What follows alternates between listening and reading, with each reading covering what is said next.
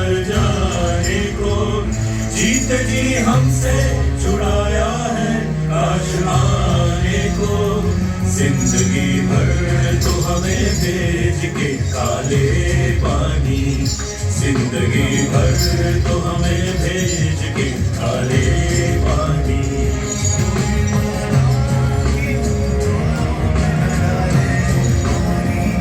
कोई माता की उम्मीदों पे न डाले पानी, जिंदगी भर तो हमें भेज के काले पानी, जिंदगी भर तो हमें भेज के काले पानी, जिंदगी भर तो हमें भेज के।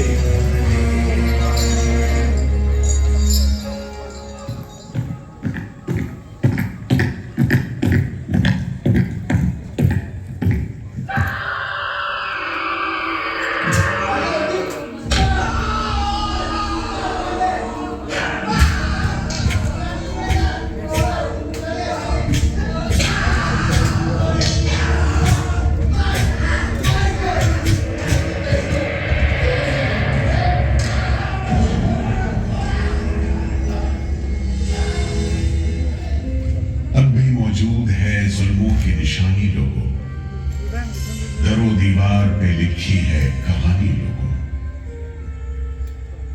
कहां से शुरू करूं ये कहानी? जुल्मों सितम की ये दास्तां, आजादी के परवानों की वीरता और त्याग की गाथा। मैं जो एक रूह हूं, आत्मा हूं, उन तमाम लोगों की जिन्होंने अपने खून पसीने से, अपने बलिदान से, जान की कुर्बानियों से इस मिट्टी के जर्रे जर्रे को आजादी का तीरथ बना दिया। मैं गवाह हूं उस जुल्म का जो यहां आदम के बेटों ने आदम के बेटों पर बेरहमी से ढाया। सदियों से मैं इसी जगह मौजूद हूं। मेरे सीने में दफन है वो सारी कहानियां जिन्होंने इन हरे भरे खूबसूरत टापुओं को वो खौफनाक नाम दिया, काला पानी।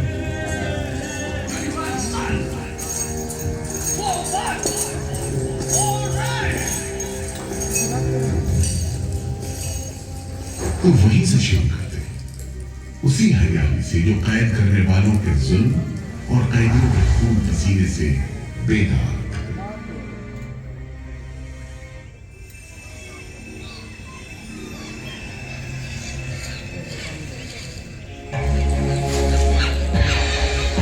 कहते हैं अंडमान द्वीप समूह का नाम रामायण के प्रतापी वानर देवता अंडमान यानी हनुमान के नाम पर रखा गया। पुराने जमाने से ये कहानी चली आती है कि जब राम ने लंका पर चढ़ाई करने की योजना बनाई थी तो पहले इन्हीं टापुओं से धावा मारने की सोची थी, लेकिन बाद में इरादा बदलकर धनुषकोटि से हमला किया। इतिहास और पुराण में अंडमान द्वीप समूह इसी सिलसिले में याद किया जाता रहा है। दूसरी शताब्दी के रोमन भूगोल शास्त्री टॉमी ने इन टापुओं को दुनिया के पहले नक्शे में जगह दी और नाम रखा एग्डिवा, एक ग्रीक गॉड एगेमेम्नॉन के नाम पर, जो भाग्य का प्रतीक है। इन टापुओं की तरफ लोगों का आना शुरू हुआ। धर्म प्रचारक, लुटेरे, बागी, मल्ला, किस्मत आजमाने को निकले जहाजी, हर तरह के लोग यहां आते रहे। 18वीं सदी के अंत में ईस्ट इंडिया कंपनी ने इन टापुओं पर एक बस्ती कायम करने की कोशिश की और यहां लेफ्टिनेंट आर्चिबाल्ड ब्लेयर को भेजा, मगर ये कोशिश नाकाम रही और अगले 60-70 बरस तक किसी ने इन टापुओं की सुध नहीं ली।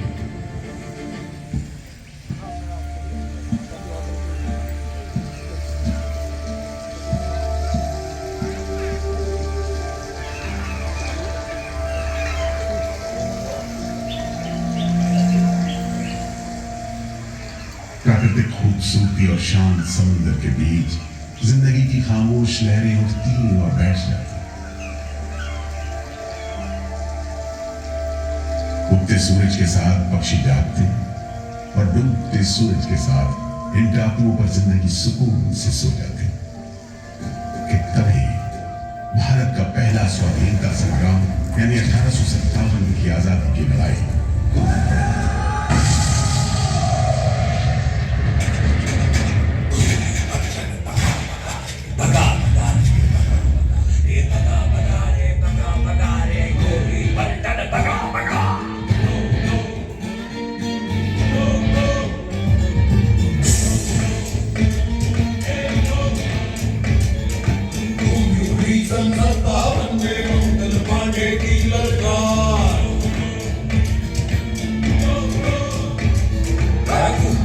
सन 57 में मंगल पांडे की ललकार। जाओ करो छोड़ो जाओ अपने देश से बाहर। रानी झांसी ताकतों पे, रानी झांसी ताकतों पे, नानाजी दिल्ली दरबार। उठो उठो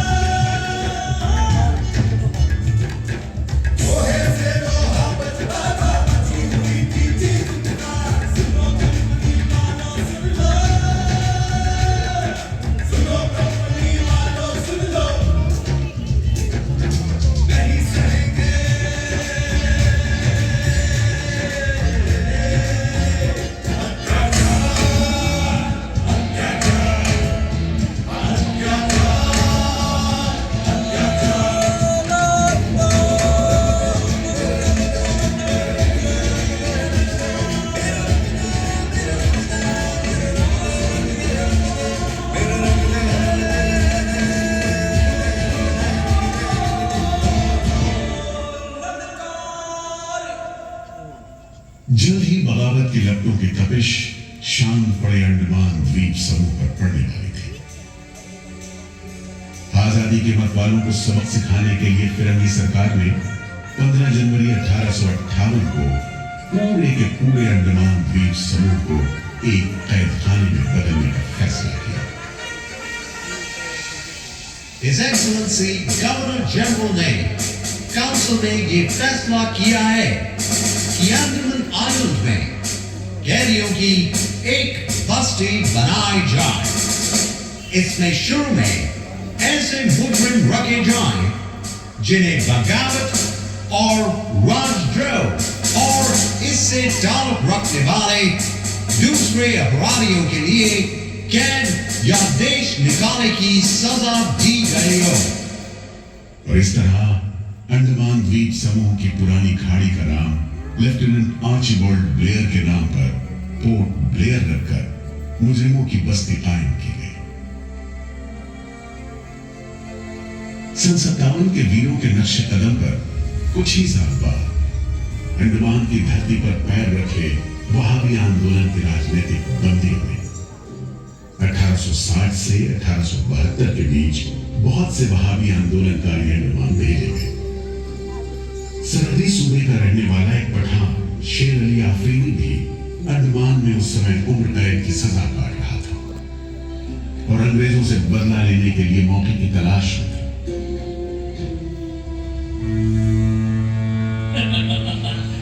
शेर अली, तुम इस भीड़ भाड़ में कैसे? हम सुना है फिरंगी का लाट साहब इधर आता है।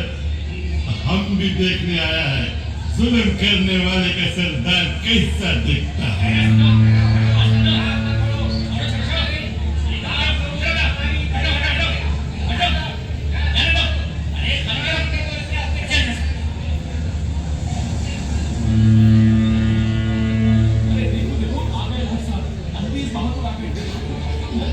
Mr. Burr, मैं सोचता हूँ कि इस खूबसूरती के बीच रहने के लिए प्रिजनर होना भी मैं एक्सेप्ट कर लेता.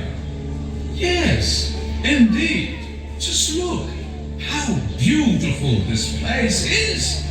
ये prisoner लोग इस खूबसूरती को नहीं देखते, वरना इस टापू को prison नहीं स्वर्ग समझते.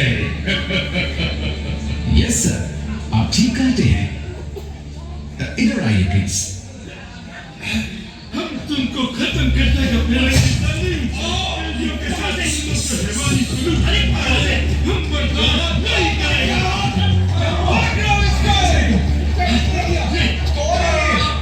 शेर अली है, सजा याफ्ता कैदी, सजा में रियायत पाकर नाई की दुकान चलाता है. जैसा कि होना था, शेर अली को फांसी हो गई.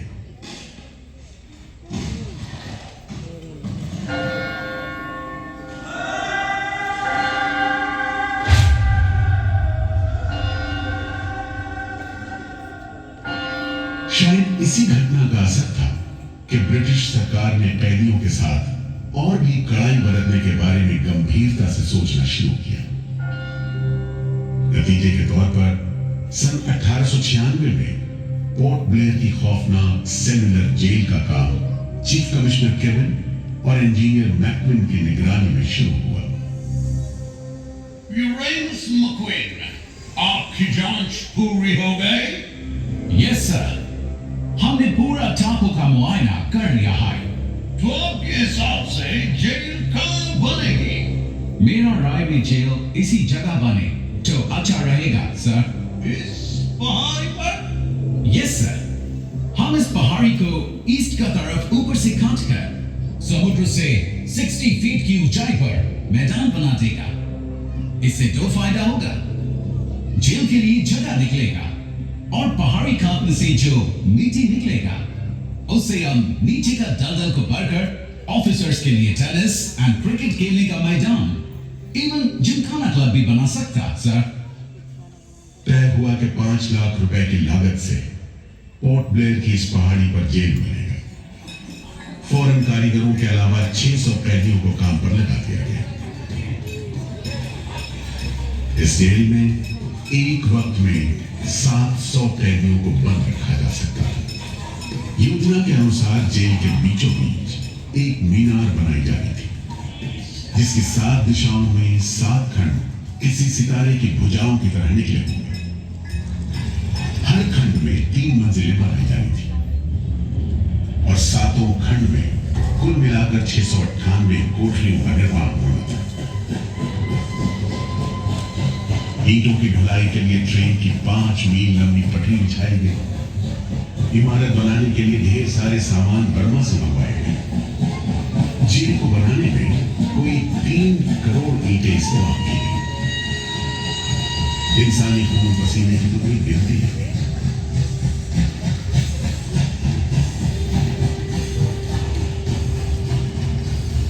सुबह दोपहर शाम रात घोड़े चलते रहे और काम होता रहा. दीवारें उठनी शुरू हुई. आखिरकार 10 साल बाद सन 1906 में ये विशालकाय जेल तैयार हुई और यहीं से अंडमान के इतिहास का सबसे काला दौर शुरू हुआ.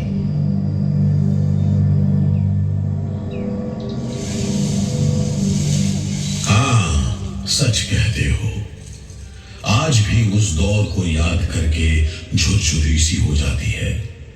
मैं पुराना पीपल का पेड़ जेल खाना बनने के इस लंबे अरसे में हर रोज अपनी जान की खैर मनाता रहा, क्योंकि इस पहाड़ी पर उगे हुए घने जंगल साफ करने के दौरान बहुत से लोग थे जिनका ख्याल था कि मुझे भी और पेड़ों की तरह काट गिराया जाना चाहिए.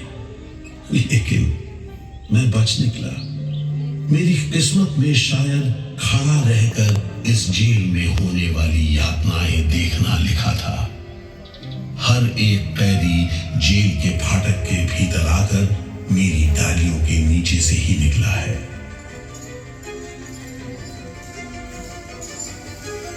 जैसे जैसे अंग्रेजी शासन के खिलाफ आजादी की मांग तेज हुई, ब्रिटिश सरकार ने सेलुलर जेल के फाटक हर छोटी बड़ी बात के लिए खोलने शुरू कर दिए। किसी ने पर्चा निकाला तो अंडमान जेल, किसी ने लेख लिखा तो अंडमान जेल। लेकिन जब आजादी की लौ दिल में जल रही हो तो लोगों को कब तक रोका जा सकता है? 20वीं सदी शुरू होते होते फिरंगी सरकार के खिलाफ जंग में तेजी आ गई। अलीपुर षड्यंत्र कांड, चटगांव डकैती कांड, काकोरी कांड, लाहौरी बम कांड, मोपला विद्रोह, नासिक षड्यंत्र, कितने मामले गिनवाए, ये सूची लंबी है। लिहाजा एक नए किस्म के अभियुक्तों ने अंडमान की सेल्युलर जेल में कदम रखा। ये नई किस्म थी क्रांतिकारियों की। क्या शानदार लोग थे, मस्ती में झूमते, गीत गाते जेल में कदम रख रहे थे, मानो जेल नहीं मंदिर जा रहे हो। आजादी के ये परवाने देश के कोने कोने से आए थे। सरफरोशी की तमन्ना अब हमारे दिल में है, देखना है जोर कितना बाजुए का दिल में है, वक्त आने दे बता देंगे तुझे आसमां, हम अभी से क्या बताएं, क्या हमारे दिल में है। सोहन सिंह भगला हाजिर। मोतीलाल वर्मा हाजिर। पंडित परमानंद शास्त्री हाजिर है। बटुकेश्वर दत्त हाजिर। सत्येंद्र नाथ सान्याल हाजिर। उल्लासकर दत्त हाजिर। पृथ्वी सिंह आजाद, पृथ्वी सिंह आजाद। हाजिर। हर आदमी के दिल में स्वाधीनता की लौ जल रही थी। इस जोत को बुझाने का काम ब्रिटिश सरकार ने जिस अफसर को सौंपा वो था सेल्युलर जेल का जेलर डेविड बेरी। जमादार। जी हुजूर। जी हुजूर। नया कैदी लोग आया। जी सरकार, सभी लाइन से खड़े हैं। ठीक है, सुनो, इनसे कह दो कि इस जगह पर हम शेर को पालतू बनाता है। तू जेल का दीवार देखता है, जानता है इसको इतना नीचे क्यों बनाया? इधर से कोई भागने को नहीं सकता। यह सब तरफ 1000 माइल्स तक पानी है और ऊपर खुदा है, और तुम हमको देखता है? हम इधर का खुदा है, डेविड बेरी। Get it? इस तरह कैदियों से ठसाठस भरी जेल की गंदी सीलन भरी बदबूदार हवा में कैदियों का बंदी जीवन शुरू होता है। बेड़ियों की आवाज, वार्डनों की गाली गलौज और मार खाते कैदियों की चीख पुकार से गूंजते कोठरियों का दम घुटू माहौल कड़े से कड़े इंसान को तोड़ने के लिए काफी था। लेकिन इन कोठरियों में ऐसे बंदी भी आए जिन्हें ये माहौल हताश करने की बजाय जुल्म का मुकाबला करने की प्रेरणा देता था। वीर विनायक दामोदर सावरकर, ये नाम ऐसे ही बंदियों में बड़े सम्मान के साथ लिया जाता है। जयोस्तु ते ते, जयोस्तु ते ते, जयोस्तु ते ते, जयोस्तु ते ते, जयोस्तु ते ते, जयोस्तु ते ते, जयोस्तु ते ते, जयोस्तु ते ते, जयोस्तु ते ते, जयोस्तु ते ते, जयोस्तु ते ते, जयोस्तु ते ते, जयोस्तु ते ते, जयोस्तु ते ते।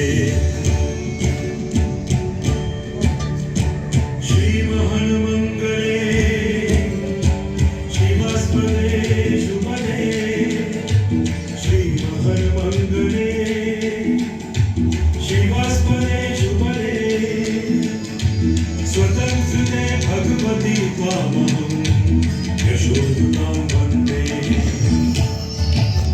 जयोस्तु ते ते जयोस्तु ते ते जयोस्तु ते ते जयोस्तु ते ते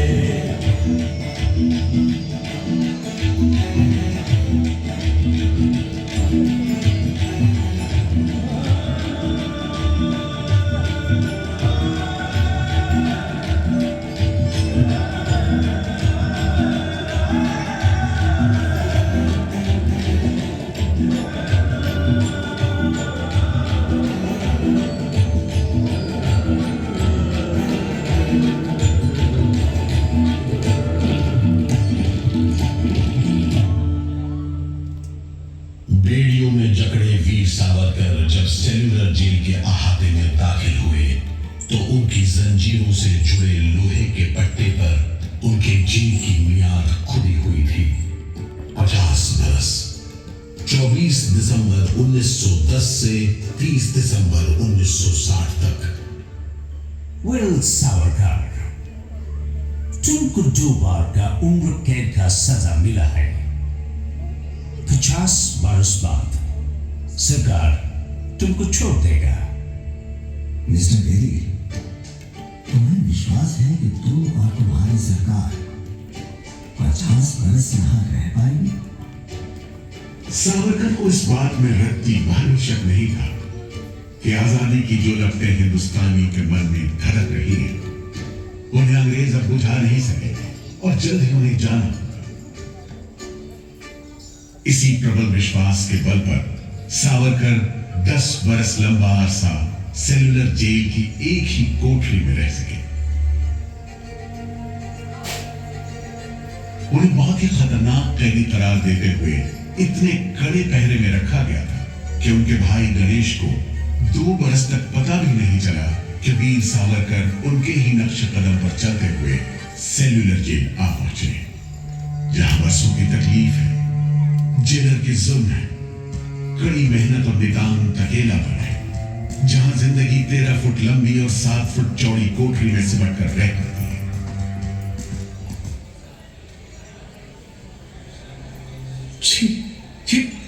ये कैसा रत्ती खाना है? चावल में कंकड़ है, सब्जी में रेत है, दाल में कीड़े। खाना क्या है? घास फूस है। बर्तन भी देखो कैसे टूटे फूटे, जंग से लाल और तेल से जुड़े हुए। सबसे ज्यादा कमी तो पानी की है। आज सुबह जब मैंने पानी मांगा, जमादार बोला दिन में 2 बार मिलेगा बस। अरे पीने लायक होता तो बात था, इतनी बास मारता है कि नाक बंद करके पीना पड़ता है। इस खाने को कैसे खा सकते हैं? कैदियों को गाली देना या पीटना मामूली बात थी, चाहे वो खा रहे हों या काम कर रहे हों। और काम न सिर्फ मुश्किल था बल्कि उसका कोटा भी तय था।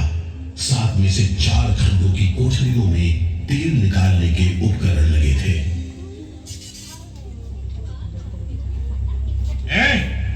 इंदुभूषण, सुधीर, हेमचंद, तुम लोग इधर चलो। नारियल के बोरे उठाओ। हर बोरे में है 25 सेर नारियल। इन्हें पहुंचाओ 3री मंजिल पर। शाम तक हर आदमी को 30 पाउंड तेल निकालना है, समझे? हम इतना तेल कैसे निकालेंगे? वो मशीनें तो हाथ से चलानी पड़ती हैं। जबान मत लड़ाओ बदमाश। जो हाथ बम पिस्तौल चलाते हैं वो मशीन नहीं चला सकते।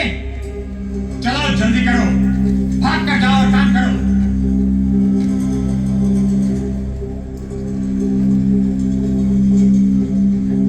मेरा बात ध्यान से सुनो। जी हुजूर। जो आदमी काम नहीं करे उसको पेट लगा। जी हुजूर। समझा? जी। सजा दो, कोई छूट नहीं दो। जी। और ये सिलसिला निरंतर चलता रहा। हुजूर, ये काम करने से इनकार करता है। क्यों काम नहीं करेगा? जैसा बर्ताव ये जमादार करते हैं उसमें मैं काम नहीं करूंगा। मारपीट और सजा का नतीजा ये हुआ कि उल्हासकर ने 7 दिन के बाद खाना पीना और बात करना भी बंद कर दिया। वार्डनों का ख्याल था कि उल्हासकर पागल होते जा रहे हैं, लेकिन जेलर बेरी ने इसे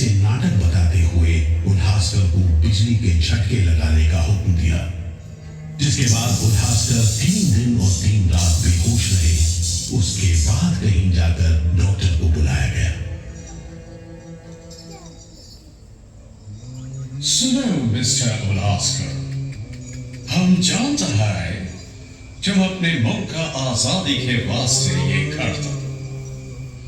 हम तुम्हारा काम को ठीक नहीं समझते, लेकिन तुम अभी जवान है। एक दिन अपना सजा पूरा करके वापस अपना मुल्क जाएगा, तब अपना हाथ से जान क्यों लेता? क्या तुम डरपोक है? हम अपना सीनियर ऑफिसर का हुक्म नहीं बदल सकते, लेकिन तुम चाहेगा तो हम तुमको मेंटल हॉस्पिटल में भर्ती करा देगा। ठीक है, इन जानवरों के बीच रहने से पागलों के बीच रहना बेहतर होगा। उल्हासकर की सारी तकलीफ का जेलर डेविड बेरी पर कोई असर नहीं हुआ।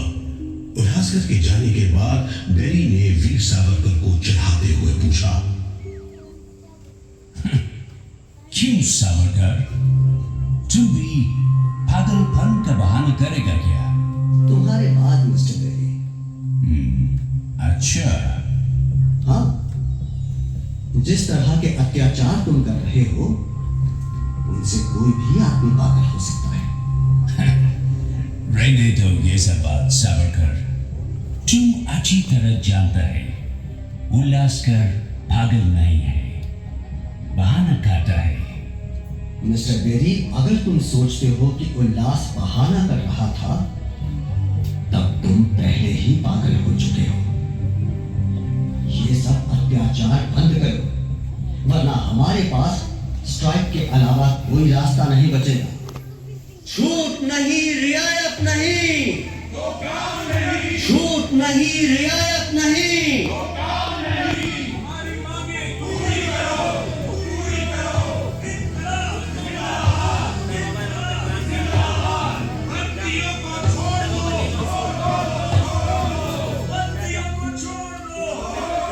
और इस तरह कैदियों ने अपना आखिरी हथियार इस्तेमाल करना शुरू किया।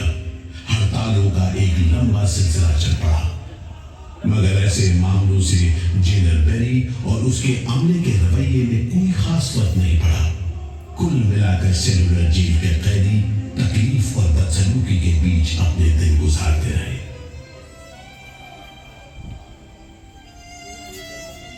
मगर एक सुख का स्मरण ना करना नाइंसाफी होगी। वो सुख था बुलबुलों की चहक, उनका मधुर स्वर, उनके झुंड कल कल करते नारियल के टुकड़ों पर टूट पड़ते।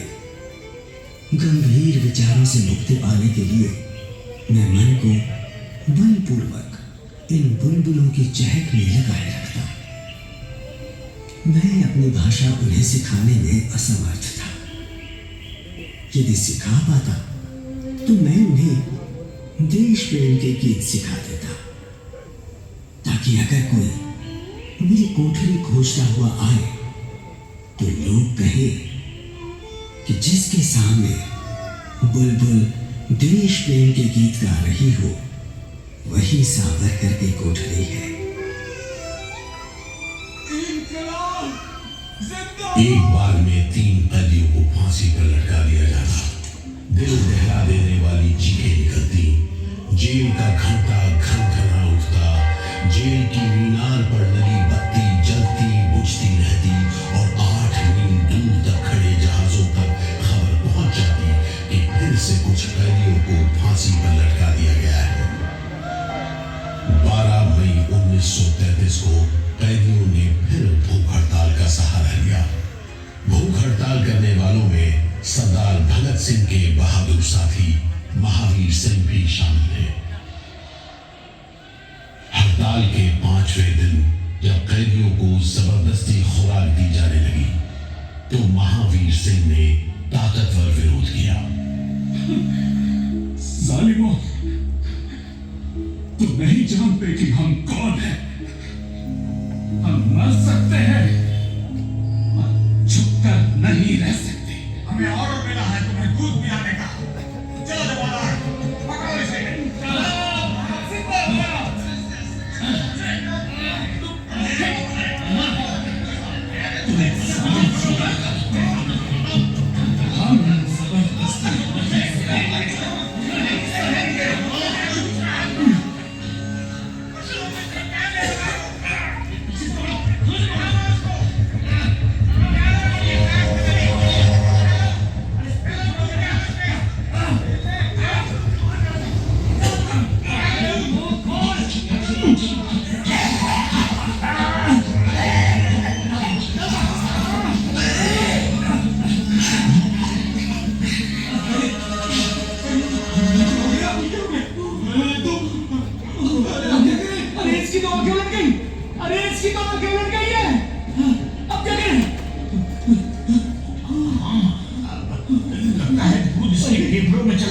ऐसा क्या हो? नली निकालो, जल्दी करो, जल्दी। इसकी तो सांस बंद हो गई। अब क्या होगा? लाश को गुपचुप ठिकाने लगा दो, किसी को कान खबर ना हो। मैं तो कहता हूँ साहब, इसकी लाश को बोरे में डालकर पत्थर से बांधकर समुद्र में बहा दीजिए। ऐसा छत पर ले जाओ उसे, छत पर ले जाओ। लेकिन ये खबर छिपी नहीं रह सकी। जब लोगों को पता चला तो देश भर में विरोध की भीषण लहर फैल गई।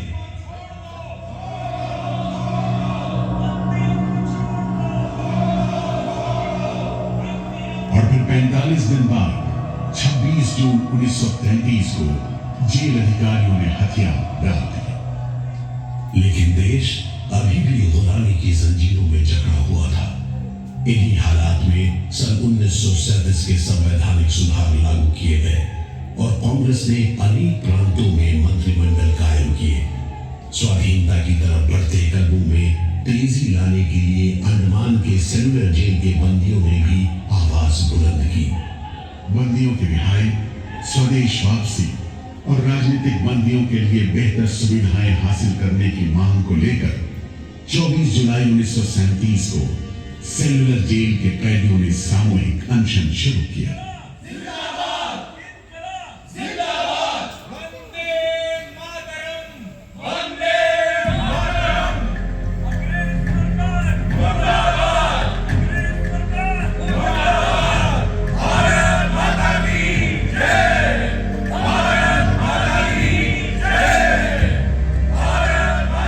इस भूख हड़ताल का असर पूरे देश पर पड़ा। जगह जगह कैदियों के समर्थन में आंदोलन होने लगे। सारे देश के राजनीतिक बंदियों ने अनशन शुरू कर दिया।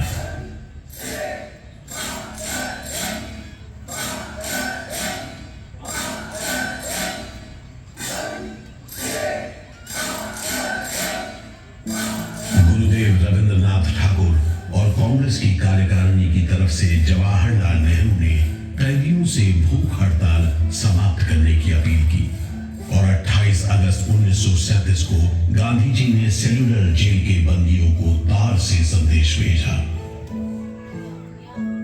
मैं गुरुदेव रविंद्रनाथ टैगोर और वर्किंग कमेटी की राय में अपनी अपील भी जोड़ना चाहता हूं। आप सब हड़ताल वापस ले लें और हम पर भरोसा रखें। हम आपको राहत दिलाने के लिए पूरी कोशिश कर रहे हैं। कैदियों पर गांधी जी की इस अपील का बहुत असर पड़ा। सभी कैदियों ने आपस में सलाह करने के बाद जवाब दिया। देशव्यापी अपील और आपके संदेश ने हमारे दिलों को छू लिया है।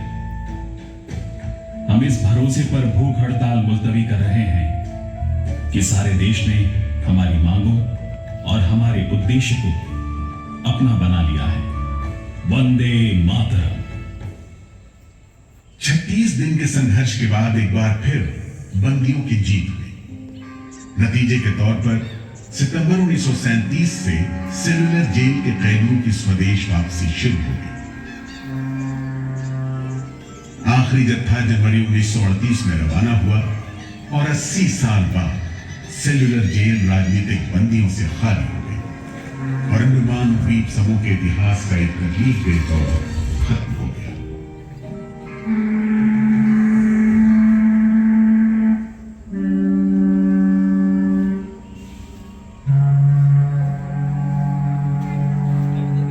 मगर एक और जालिम दौर शुरू होने वाला था। 1939 में दूसरा विश्व युद्ध शुरू हुआ और 1942 में जापानियों ने अंडमान पर कब्जा कर लिया।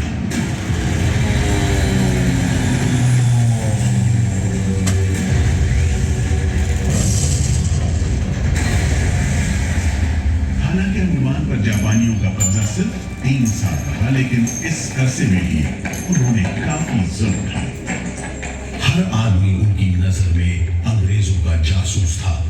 हर रोज खेतों से, दूर दराज के गांव देहात से दसियों लोग पकड़े जाते और मौत के घाट उतार दिए जाते।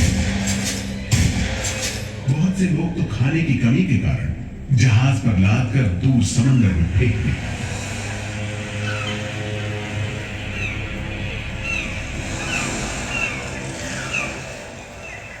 इसी दौरान नेताजी सुभाष चंद्र बोस अंडमान आए और जेल का मुआयना भी किया, मगर जापानी उन्हें जेल के उन हिस्सों में नहीं ले गए जहां वो सैकड़ों कैदियों को जासूस करार देकर तकलीफें पहुंचाते थे।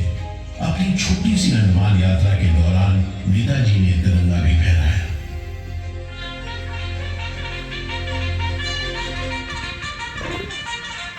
अगस्त 1945 में दूसरा महायुद्ध समाप्त हुआ और 3 साल 6 महीने 15 दिन के कब्जे के बाद अक्टूबर 1945 में अंडमान की जापानी छावनी में अंग्रेजों के आगे हथियार डाल दिए।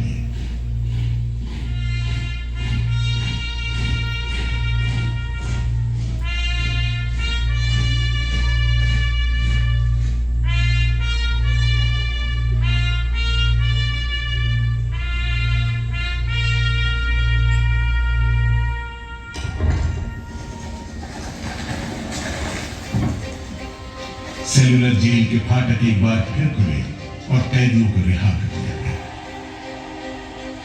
इसके बाद 2 साल के अंदर भारत में ब्रिटिश सरकार का शासन खत्म हो गया।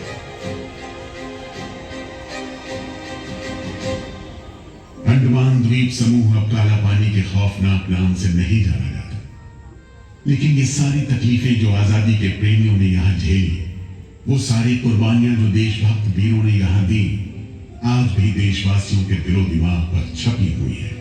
इसीलिए अंडमान के भूतपूर्व राजनीतिक बंदियों के भातृत्व मंडल की इच्छा को स्वीकार करते हुए भारत सरकार ने 30 अप्रैल 1969 को घोषणा की कि सेलुलर जेल को राष्ट्रीय स्मारक के रूप में सुरक्षित रखा जाएगा। भारत की आजादी के दीवानों ने जो अमानवीय यातनाएं इस कारागार